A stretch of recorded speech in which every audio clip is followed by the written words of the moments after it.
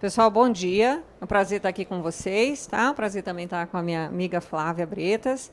Eu espero que nessa uma horinha aí a gente possa animar vocês, tanto na Pério quanto na ROF. Esse é o nosso objetivo. E principalmente no SENAC, né? Que é uma estrutura que realmente dá um apoio, um suporte educacional para vocês muito bom. Eu sou funcionária do SENAC há 16 anos, né? Tenho orgulho disso. Já estou trabalhando na odontologia estética, a gente tem uma pós-graduação de odontologia estética, e aí coordeno a especialização de pério e estou dando também uma assistência na especialização de ROF, que vai abrir esse ano, né? O primeiro curso vai ter a professora Flávia Bretas, extremamente competente como coordenadora, e é um curso que promete, já tem, na verdade, bastante inscritos, e a gente está, obviamente, querendo mais ainda para que esse curso seja um sucesso. Tá? Então, vamos começar hoje falando um pouquinho sobre a interface entre a periodontia e a ROF. Eu, como trabalho na área de odontologia estética há muitos anos, eu venho falando aos profissionais, aos colegas, a importância da gente, embora escolha uma área, muitas vezes, de atendimento, de atuação, né, de procedimentos na clínica, a gente precisa ter uma visão diagnóstica multidisciplinar. Porque o paciente não chega no nosso consultório com um problema isolado. O problema do paciente é sempre integrado. Ele é sempre conectado, né, com as questões das mais diversas especialidades. Então, mesmo que eu trate, por exemplo, uma recessão gengival, uma exposição radicular, aquela exposição tem origem em outras especialidades, né? Então, cariologia, dentística, oclusão, DTM. Então, está tudo muito conectado. Quando o paciente chega com uma reclamação estética, muitas vezes, de exposição gengival excessiva, eu recebo muito. Talvez quem não trabalhe nessa área de periodontia não tenha tanta indicação de cirurgia gengival, né? de sorriso gengival, mas é algo que, na minha rotina clínica, aparece por semana pelo menos uns 3 ou 4. Então, é algo que incomoda o paciente que tem. Porque a gente, quando sorri, a gente quer ter um sorriso discreto, bonito, personalizado, etc., mas ao mesmo tempo discreto. Quando a pessoa mostra muita gengiva, isso não é agradável para quem está vendo. Então, obviamente, a beleza é algo relativo, beleza é uma percepção relativa, porém a estética não é relativa. A estética ela é matemática, muitas vezes. A estética é um parâmetro que a gente utiliza para alcançar, né, um padrão de beleza ou chegar perto daquilo que pode ser belo de maneira universal, independente dos costumes com os quais a gente está trabalhando. Então, aí chega a harmonização orofacial, que é uma especialidade relativamente nova, de 2019, embora a gente trabalhe ela já há muito tempo. A harmonização orofacial diz o seguinte para o dentista convencional, o tradicional. Fala, olha, você não pode ficar só dentro da boca. Ficar só dentro da boca vai limitar a tua área de atuação, que é a face. E aí, quando a gente começa a observar a face, a gente se dá conta de que a face contém o sorriso. Quando o paciente vai no dentista e quer um sorriso bonito, ele quer um sorriso que combine com a sua face. Então, também nos cabe estudar a face para dar ao paciente um resultado muito mais eloquente, coerente, muito melhor para aquela face. Muitas vezes eu pergunto para os meus alunos, né, o que é um sorriso bonito para você? Muitos alunos não sabem me falar exatamente o que é um sorriso bonito. Eles só sabem dizer que é bonito. Ah, um sorriso é bonito porque ele é bonito. Não, o sorriso tem elementos muito importantes para ele ser bonito.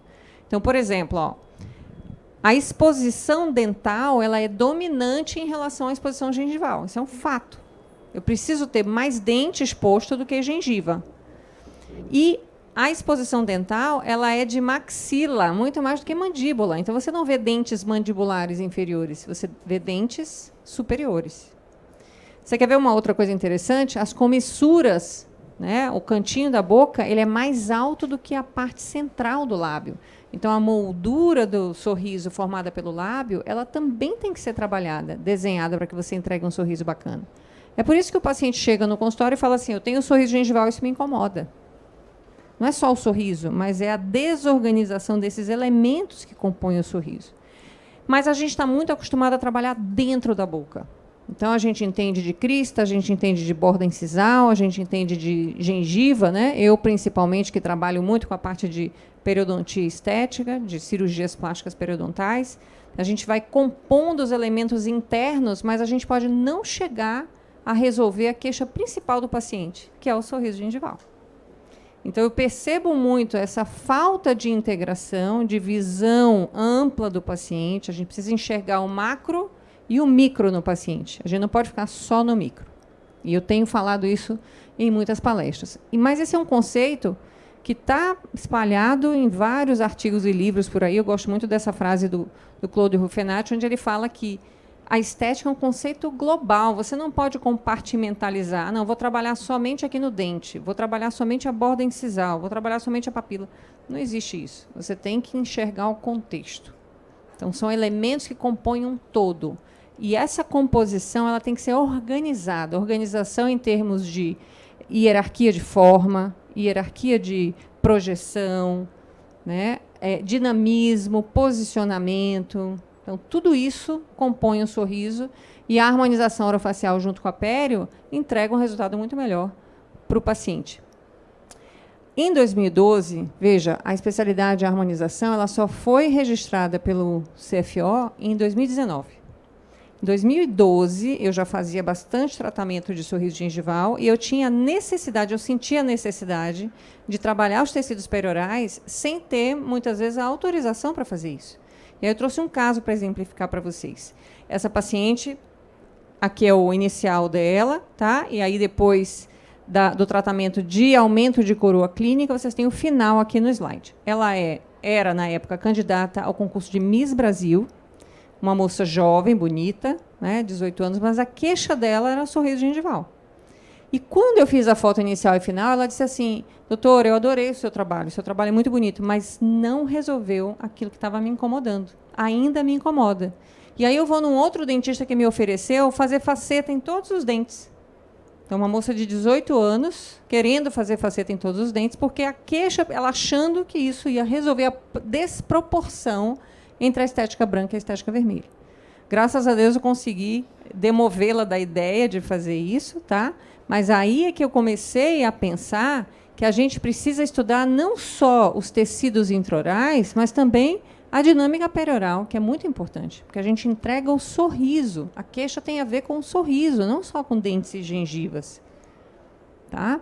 E aí, essa paciente, por exemplo, ela fez o aumento de coroa, na época fizemos sem rebatimento de retalho, depois fizemos clareamento, resina, ela ficou com um sorriso bonito, mas uma exposição gengival excessiva. Então, a partir daí, 2012, foi o que me motivou a estudar realmente como é que eu poderia fazer esse controle de tecidos periorais, como é que eu poderia manejar clinicamente a hiperatividade labial, que é algo que está muito presente aí nos nossos consultórios. E que eu vejo que ainda hoje muita gente não tem essa percepção do contexto do conjunto. Então, ainda assim, essa moça participou do concurso de Miss Brasil, e ela tem um rosto muito bonito. Ela não ganhou o concurso, mas ela ganhou como o melhor sorriso do concurso, mesmo sendo gengival. Para vocês verem que a estética é um elemento, mas a beleza tem a ver com a atitude, tem a ver com o contexto também. Então, ela é uma moça muito bonita, né? Enfim, é importante, então, que a gente observe dinâmica labial.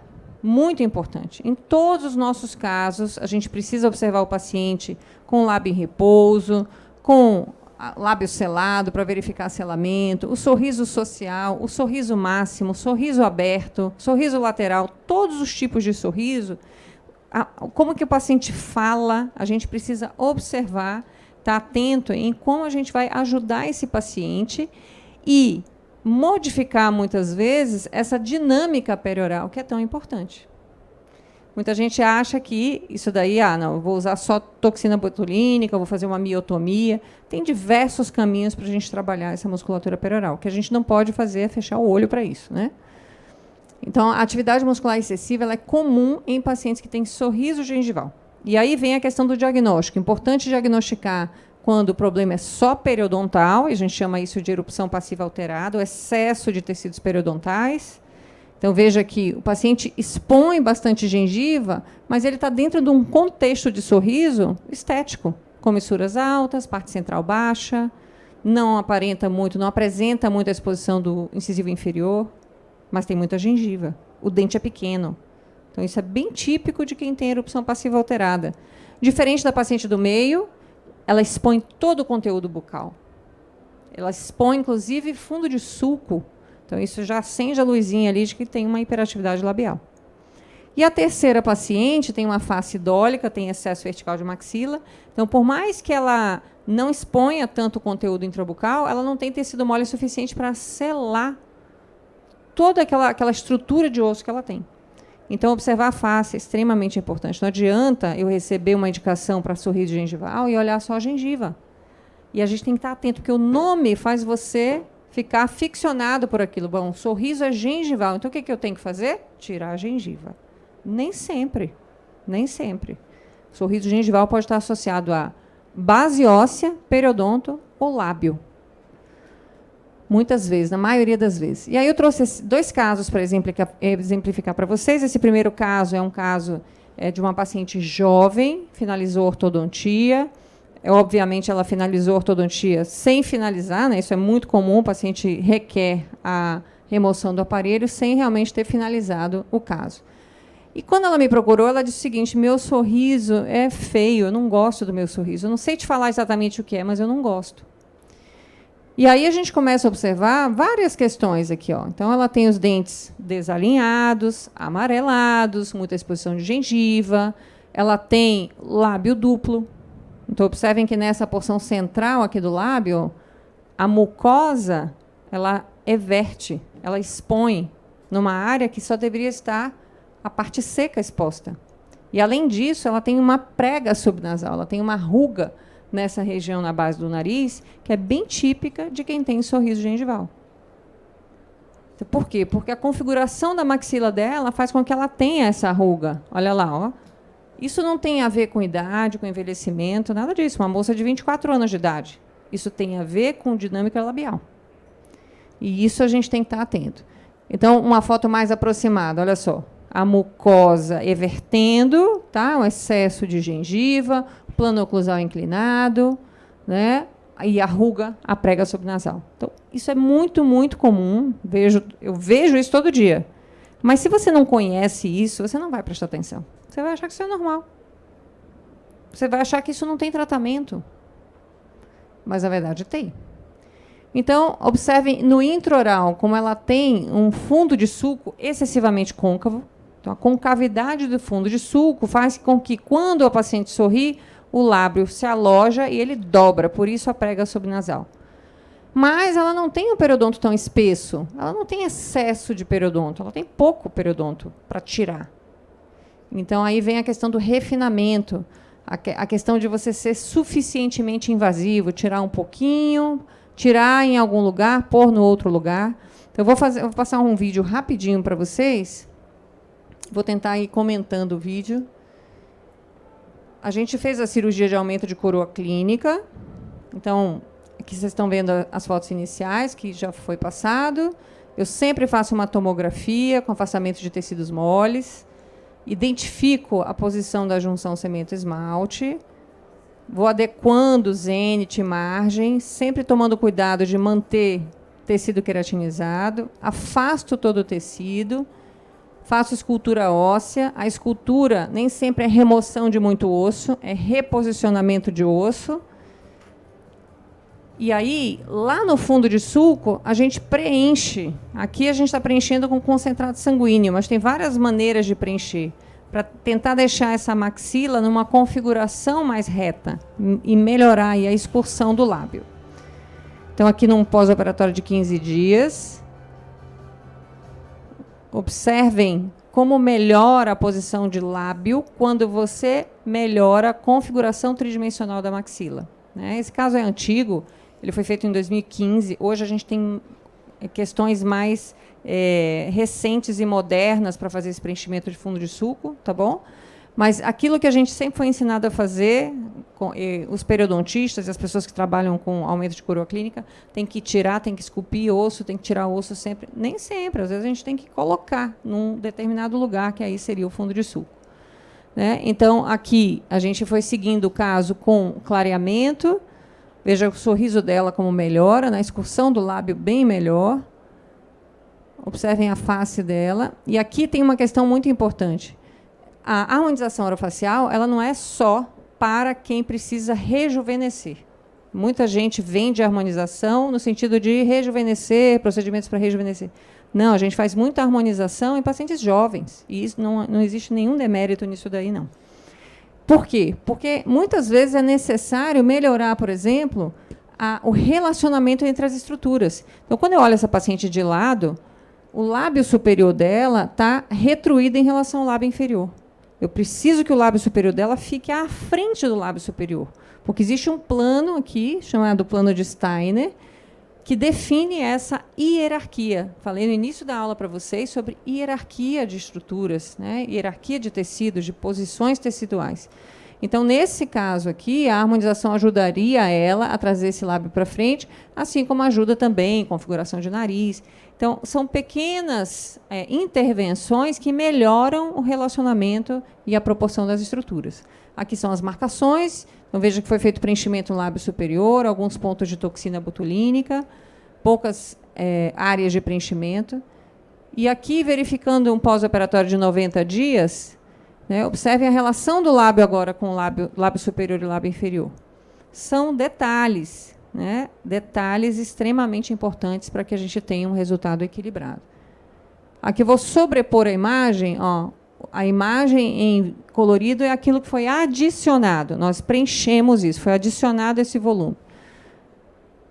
E aí a gente tem um resultado muito melhor. Podemos fazer, inclusive, medições para identificar realmente o que mudou. Então, veja que quando eu preencho a região de násio, a raiz do nariz, eu tenho a abertura do ângulo nasofacial. Então, existem várias maneiras da gente observar e comprovar para o paciente que foi feito, porque às vezes o paciente fala assim, não, nossa, mas eu não vi nenhum resultado, assim, eu gostei, mas eu não consigo identificar o que você fez. Então, observem o antes e depois na lateral dela, como já melhorou a posição de lábio, e também no frontal. Pequenas intervenções. E aí, nesse caso, a gente fez dentística, pério e Hoff.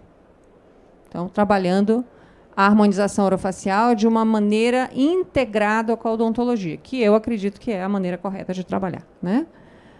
E aí, por último, para deixar a minha amiga Flávia também falar um pouquinho para vocês, eu vou mostrar esse caso, é um caso mais completo, mais complexo, tá? Nesse caso aqui, eu tenho uma paciente que tem amelogênese imperfeita, tem pigmentação por tetraciclina, tem excesso de gengiva, precisa de reabilitação oral completa. Observem a face dela também, desproporção da face dela.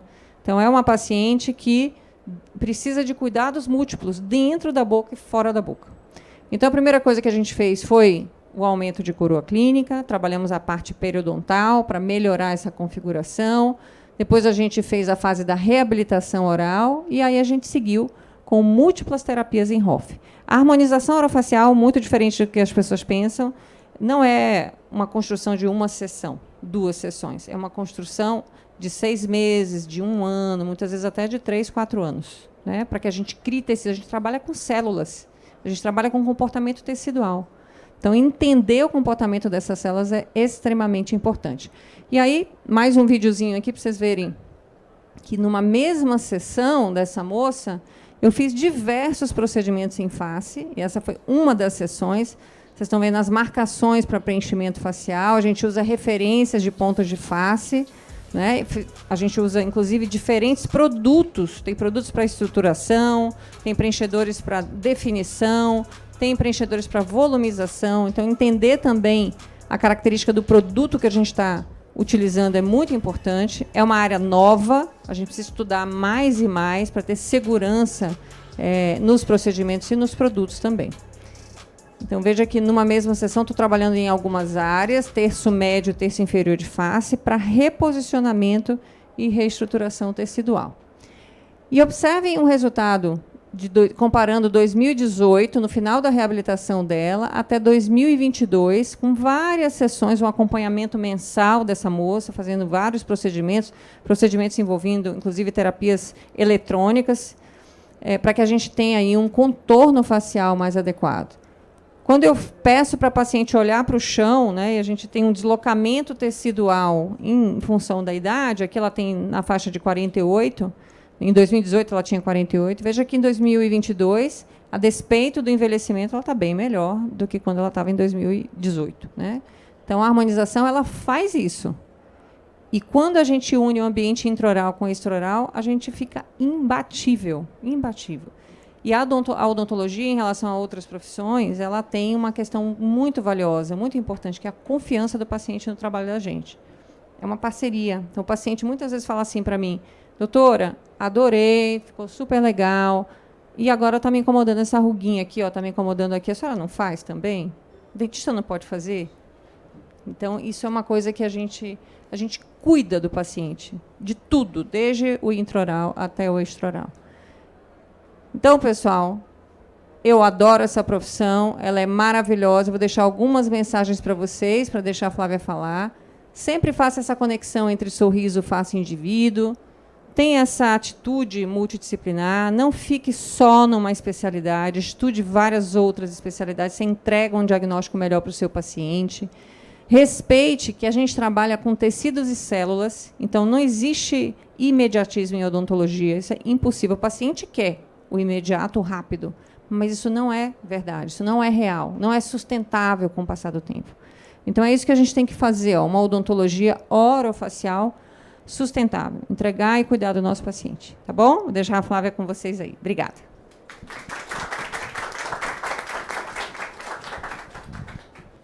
E antes da gente começar, eu vou perguntar para vocês. Alguém aqui já faz ROF? Ah, da estudante. Mais ninguém? Ninguém começou ainda? Ótimo.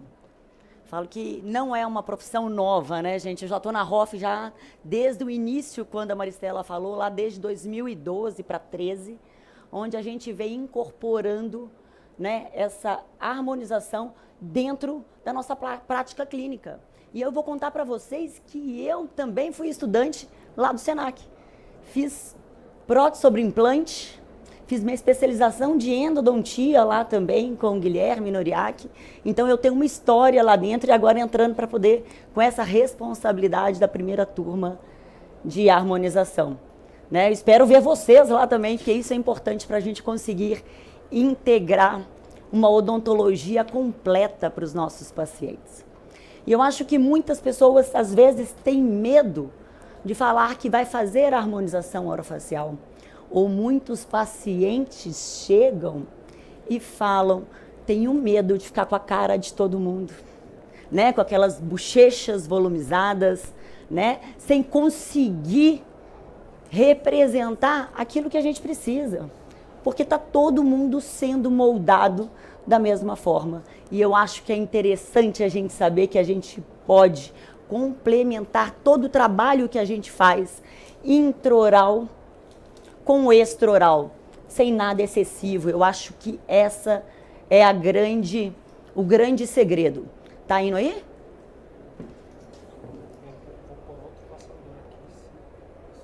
E aí, eu vou contar... Peraí, passou.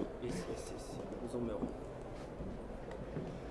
E aí eu vou contar para vocês que existem formas diferentes da gente começar a pensar em tratar um paciente. Será? Como eu inicio essa avaliação? Já pensaram que a gente está estruturando um rosto do paciente? Ou se a necessidade do paciente é tratar só a superfície? Ou se ele precisa fazer reestruturação da parte óssea? Então é importante a gente pensar em camadas. Quem lembra disso da anatomia? Da nossa anatomia, lá da época de faculdade. Talvez os mais jovens, mais recentes, mas eu falo que o livro de anatomia é imprescindível para a gente entender as camadas da face do nosso paciente. E aí, eu vou mostrar para vocês e representar que a gente é feito de camadas. Já pensaram que a gente tem a camada da epiderme? Lembram disso? Derme. Subcutâneo. Então, o microfone tá ok? Ótimo. Nós temos o músculo. Embaixo disso tudo, nós temos o osso. E quando o nosso paciente vira para a gente e fala que está envelhecendo, o que ele está vendo? Só aquela pele pitosada, craquelada e cheia de ruga. Mas será que se a gente oferecer um tratamento só para melhorar essa qualidade de pele superficial, a gente vai estar ajudando efetivamente esse paciente? Será que a gente não precisa pensar em todas as camadas? Saber que um mesmo paciente tem diferentes espessuras de pele. A gente pegando nossa bochecha, na região de masseter, olha como o nosso volume é maior, não é? E na região dos olhos do nosso paciente, nós temos uma espessura grande? Então nós temos que oferecer alternativas diferentes para tratar esse paciente, onde em regiões periorbicular, nós não temos o subcutâneo, é uma camada de pele fina. Nós não podemos colocar todo tipo de produto nesta região. E aí a gente lembrando então das camadas da pele do nosso paciente, nós temos aí epiderme, eita, perdeu o sinal. Epiderme, derme, subcutâneo. Embaixo disso tudo nós temos o músculo. Embaixo disso tudo nós temos o osso. E aí a gente tem que pensar em alternativas de tratamento para os nossos pacientes. Será que todo mundo tem estrutura óssea igual? De jeito nenhum. Um tem um rosto mais largo, outro mais estreito. E que quando a gente envelhece, olha uma ponta importante. O que vai acontecendo com a nossa cavidade orbitária, onde a gente mais sofre no nosso processo de envelhecimento? Ela alarga, não é isso? Nós temos a frouxidão dos músculos, por isso que a gente começa a ter quem? As olheiras. A gente precisa pensar nessa reestruturação, tanto de parte óssea, quanto também pensar na camada superior de derme e epiderme do nosso paciente.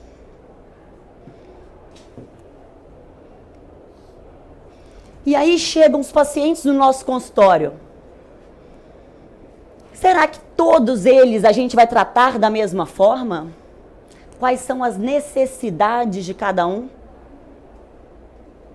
Pitoses, frouxidão, diferentes espessuras de pele, importantíssimo, diferentes fototipos de pele. É a mesma forma que eu trato uma paciente de fototipo mais baixo, mais claro, de 1 a 3, quanto uma paciente mais morena, fototipo 4? A gente tem que pensar nesse processo de envelhecimento em alternativas de tratamento para cada um deles, sem que a gente deixe todos os pacientes com o mesmo rosto. E aí, quais alternativas de tratamento que a gente pode dar para esses pacientes? Quem já está vivendo um pouco aí do mundo da ROF, a gente pode pensar em... Uma das primeiras coisas que todo mundo apresenta é o quê? Toxina botulínica, o famoso nome comercial Botox. Alguém já faz nos seus pacientes? Faz, né? Mas fazem também, se não faz nos seus pacientes, fazem no seu dia a dia, né? Todo mundo quer usar a toxina botulínica para diminuir as rugas, para diminuir força muscular. Agregados plaquetários, um novo mundo que vai chegando aí para vocês. O sangue, o nosso sangue sendo usado a nosso favor. Peeling ativos, a gente vai tratar toda a camada superficial da nossa pele, o famoso ácido hialurônico. E a gente sabe que existem diversas consistências desses tipos de gel. Sim, ele é um gel. E eu posso usar um gel específico para poder fazer reestruturação facial, um gel mais pesado, mais denso, ou um gel para poder fazer o lábio. Será que é o mesmo que a gente vai utilizar? O lábio não precisa de ter maleabilidade? Então eu tenho que entender a reologia de cada tipo de produto. Uma coisa que eu adoro é a tecnologia na harmonização orofacial, é tratar essas camadas sem muitas vezes injetar nada. Já pensaram nessa alternativa que complementa o nosso tratamento? E os bioestimuladores de colágeno? Vou contar para vocês, que a partir dos 26, 27 anos, a gente inicia o nosso processo de envelhecimento. E aí, o que a gente precisa fazer? Criar alternativas de estimular esse colágeno. O nosso colágeno, que vai começando a diminuir. As nossas fibras. Lembram aí quem é que produz fibra colágena? Quem? Fibroblastos. E onde estão a grande maioria dessas fibras colágenas? Quem lembra? Na região de derme, no periósteo também tem. Então são os locais, muitas vezes, que a gente tem que colocar esses bioestimuladores de colágeno para dar sustento, substrato para o nosso paciente ter capacidade de produzir essa fibra colágena. E agora eu pergunto, a gente nesse processo de envelhecimento, a gente chega nos 45, entra na menopausa, 50, a nossa capacidade de produção de colágeno é a mesma, gente? Não tem jeito. Por quê? Porque o nosso organismo, o nosso substrato está mais fraco. Então a gente precisa mostrar alternativas e entender como estão essas reposições, suplementações do nosso paciente. Mais importante de tudo é entregar trabalho com naturalidade, colocando o produto necessário, nem pouco, nem muito, mas que a gente consiga entregar efetivamente resultado. E aí, trazendo para vocês um planejamento de caso.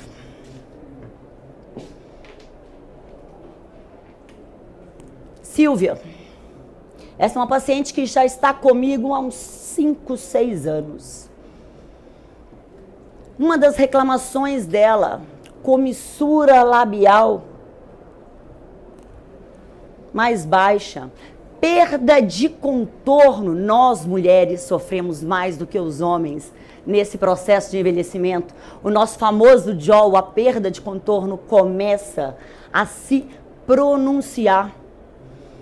Perda de contorno, queda de comissura labial, presença de rugas, e aí falando que minha pele está mais frouxa. Quais alternativas de tratamento que eu posso dar para ela?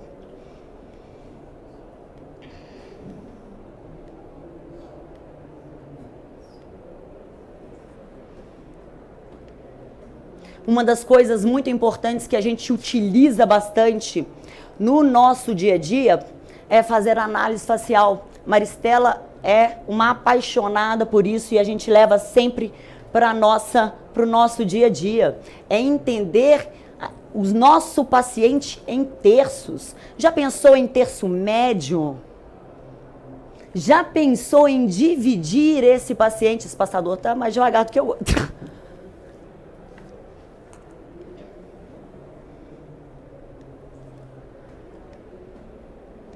Eu vou colocar todas as linhas, porque ele está mais devagar, vou ter que ficar mais próximo do lado de cá.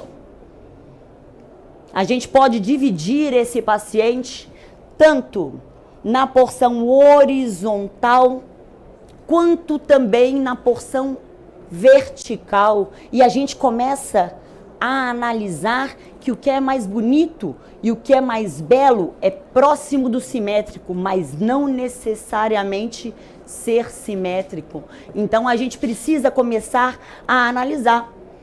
Sobrancelha direita dela não é um pouco mais caída do que a esquerda? Conseguem perceber? E aí, se você analisar isso, todo o lado direito dela um pouco mais pitosado do que o lado esquerdo. Será que a gente tem que colocar a mesma quantidade de produto dos dois lados? Será que se a gente dividir e orientar o posicionamento que a gente coloca toxina botulínica, a gente não consegue também promover uma melhor adequação muscular desse paciente? Aí a gente começa a pensar quais alternativas de tratamento que a gente pode dar para ela. que a gente poderia pensar nesse leque da harmonização para conseguir melhorar essa anatomia que incomoda, essa flacidez de tecido?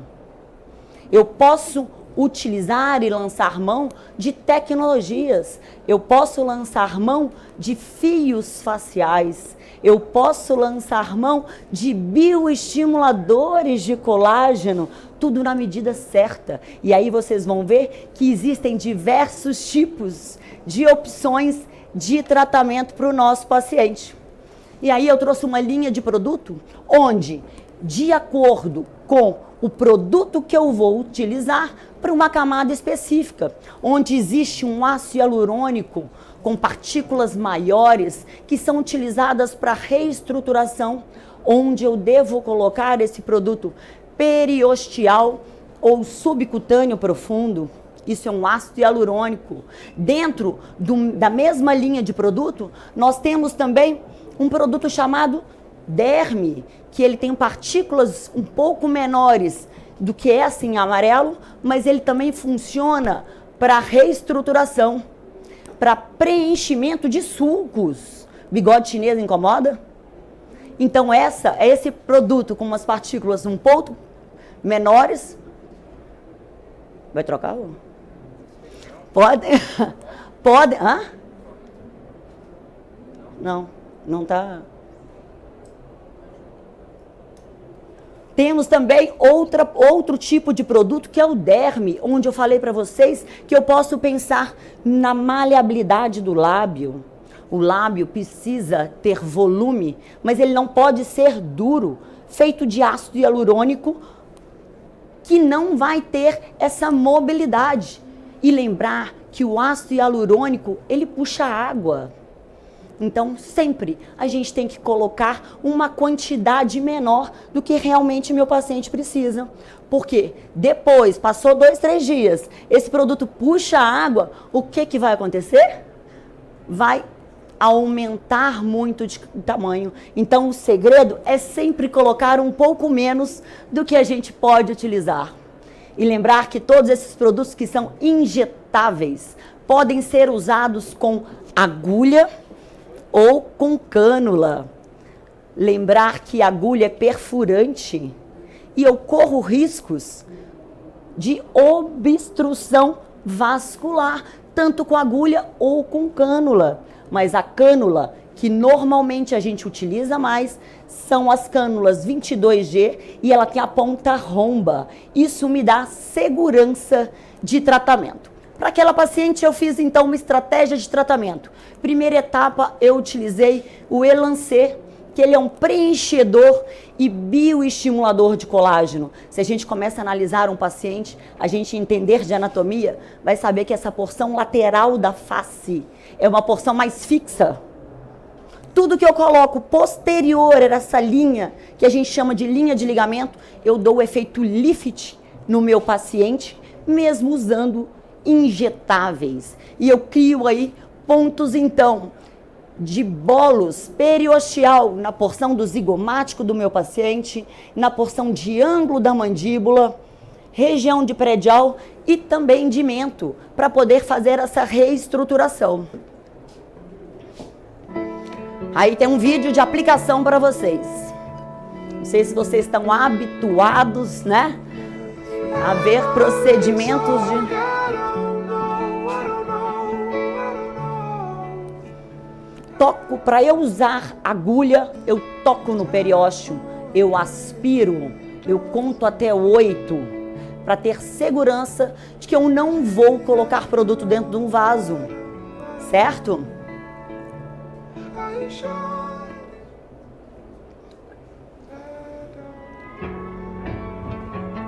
Toco no ângulo da mandíbula, também faço um bolus periosteal dos 2 lados. Região de predial, tudo isso tocando no periósteo, estou pensando em reestruturação de face, devolver o volume ósseo perdido do paciente. Quando a gente envelhece, não sei se vocês notam isso, o nosso queixo mento, faz um movimento para cima. E o nariz, a ponta do nariz faz o quê? Para baixo. Então, uma das coisas que a gente precisa sempre analisar é essa porção no nosso paciente, fazer essa reestruturação que muitas pessoas às vezes esquecem de dar uma atenção. Venho fazendo um refinamento aí com ácido hialurônico, usando 4 tipos de produto, cada um deles para uma camada, cada um deles com uma função, variando com o tipo de partícula, variando com o tipo de necessidade do meu paciente. Lembrando que o ácido hialurônico para linhas mais finas são utilizados mais na região perioral e periorbicular. Eles são produtos usados mais superficial, onde a gente consegue fazer hidratação. Já um derme, que é um produto com um pouco mais de partículas, um pouquinho maiores, eu posso tratar região de sulco do meu paciente, posso tratar o lábios do meu paciente, posso tratar também região de marionete e também para aqueles pacientes que têm um pouco de olheira mais profunda, posso utilizar esse tipo de produto. Outro tipo de produto aí da linha eu posso usar o DIP, preenchimento de têmpora. Quando a gente envelhece, a gente tem afundamento de têmpora. É um absurdo isso, né? O tanto que a gente vai sofrendo essas perdas. Posso fazer reestruturação de zigomático, preenchimento de bigode chinês, de lábio, marionete e também região de mandíbula. E já o Subskin, que é um produto com um pouco de partículas bem maiores, utilizados aí para reestruturação. Posso sim fazer rinomodelação com esse produto? Posso. É o produto que vai me dar dureza, firmeza. Posso fazer o mento também, mandíbula, zigomático, de acordo com a necessidade do paciente. Então, nessa paciente eu usei o derme na região de olheiras e lábios, eu usei o DIP na região de bigode chinês e eu usei o Subskin na região de marionete dela. E aí tem um videozinho onde a gente fez, importante, a gente tem que aproveitar, todo mundo aqui é dentista? Aproveitar da nossa habilidade de anestesia. Os nossos pacientes não sentem dor. A gente faz anestesia intraoral para a realização desse procedimento. Isso é um grande diferencial nosso, né? Saber técnica anestésica. Utilizando aí a cânula, eu posso usar cânula 22 ou 25G.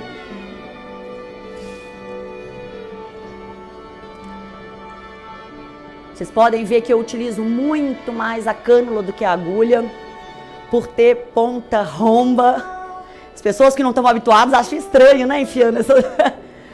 E ao contrário, a cânula é grande, mas ela nos dá segurança, ela tem a ponta romba, sabe? A gente faz movimentos lentos, não preciso ser bruto para fazer esse tipo de tratamento. Tenho que preencher fossa canina? Sim, a gente envelhece, a fossa canina tem um afundamento e uma reabsorção óssea muito importante.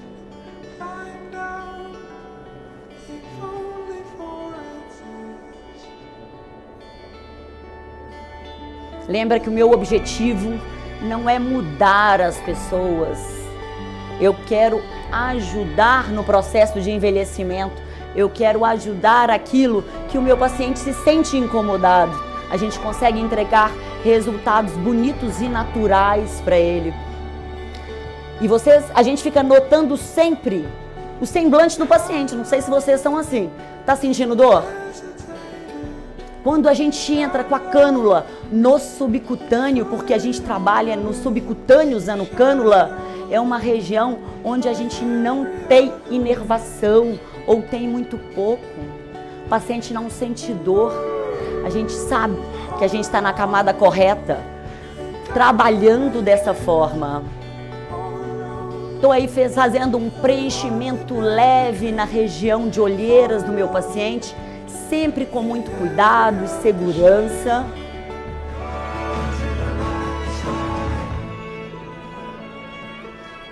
Preenchimento agora da região de marionete. Quem se incomoda? Para mim, é uma das áreas que mais me incomoda. Eu falo bastante, né? E a gente vai vendo a movimentação, me marca mais. Eu sempre preciso fazer esse procedimento em mim. E ele vai me dar um calço, um suporte para o lábio inferior, evitando que a gente puxe esse sorriso para baixo.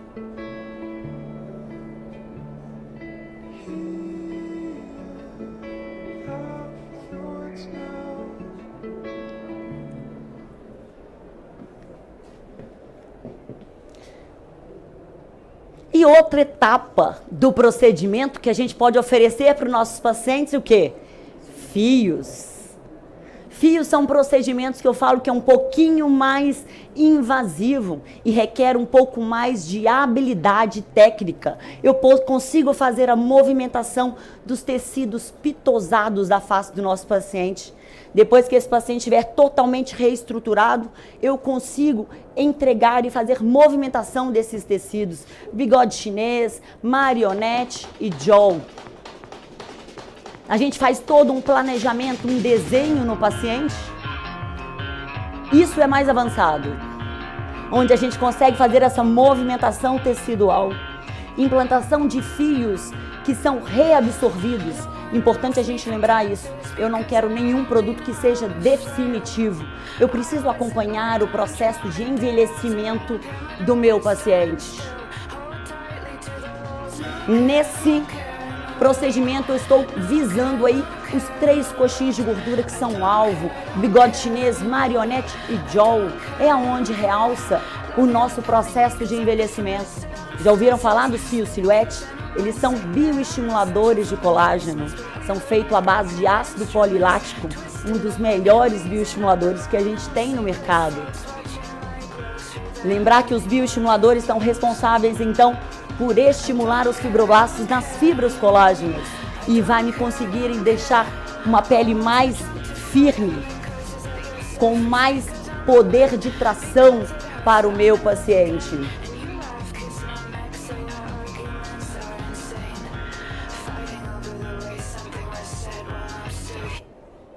Aqui tem um vídeo onde a gente... Opa, passou.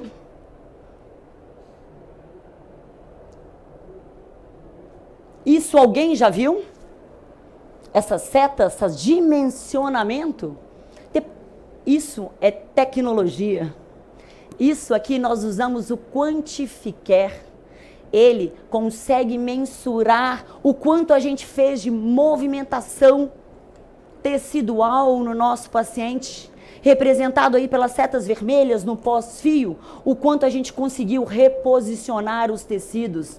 Nós temos hoje 2 equipamentos que faz esse estudo aqui no Brasil. Nós temos o Vectra e nós temos também o Quantificar. Hoje em dia, isso aí é uma das grandes bolas da vez de tecnologia. E a gente utiliza isso para mostrar para o nosso paciente. Quando a gente termina um procedimento com fios no nosso paciente, a gente tem grande movimentação tecidual. Após 20 dias, é normal. A gente vai ter uma deflexão desses tecidos, mas a movimentação tecidual continua constante. Aí tem umas fotos do antes, pós-tratamento e hoje. Paciente, a gente não quer mudar a pessoa, a gente quer entregar tratamentos reais, naturais. Eu quero ser eu mesma, só que melhor. Eu brinco, vou fazer 47, eu queria parecer que tenho 42. Não, como a gente pode fazer isso? Não é? Então, a gente usando um pouco de fio, de bioestimuladores de colágeno e ácido hialurônico associado à tecnologia, a gente pode entregar tudo isso para o nosso paciente. Eu acho que faz diferença, não faz, gente? Não virou outra pessoa, virou? Eu achei uma foto dela, quando ela começou os procedimentos comigo. Eu acho que a gente vai melhorando, né? Hoje ela tem 48 anos, aqui ela 43. E a gente vai conseguindo melhorar. E aí uma outra pergunta. Por que usar, então, tecnologia nos nossos tratamentos? E quando eu penso em tecnologia, eu penso em quê? Ultrassom microfocado, laser, esses equipamentos qualitativos. Tudo isso me consegue entregar resultados reais, resultados onde a gente vai entregar naturalidade, tratando todas as camadas. Eu trouxe um equipamento que hoje eu estou usando ele bastante, ele é um laser. E a gente sabe quem é da ROF, tratar manchas e pigmentos do paciente é difícil, não é? Então, esse é uma tecnologia que chegou agora no mercado, é chamado de laser Key Switch. Ele quebra o pigmento e ajuda na melhora de qualidade de pele do paciente. Ele tem 2 comprimentos de onda. Alguém aí já estudou laser? Nos meus inícios lá, eu fiz uns 15, 20 anos atrás, um intensivão de laser de alta potência. Isso é laser de alta potência, onde ele tem 2 comprimentos de onda. O 532, ele vai trabalhar mais superfície da pele, região de epiderme, derme superficial. E o 1064, e ele trabalha um pouco mais profundo. E aí, essa é minha auxiliar. Fototipo 4, com melasma ativo. Será que a gente consegue ajudar a melhorar?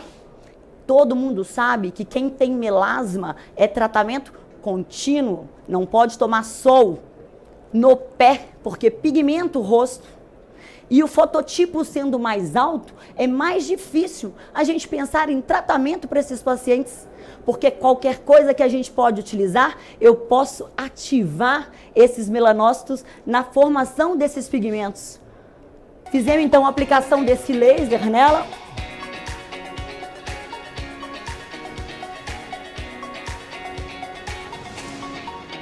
Fiz uma sessão.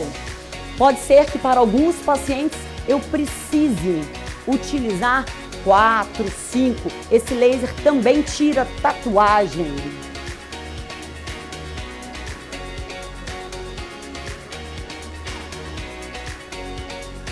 A gente está querendo tonicidade e melhorar a qualidade de pele do nosso paciente. Nós vamos colocar um ativo que chama carvão ativado, porque esse laser tem afinidade por pigmento. Eu vou trazer a ação dele mais superficial.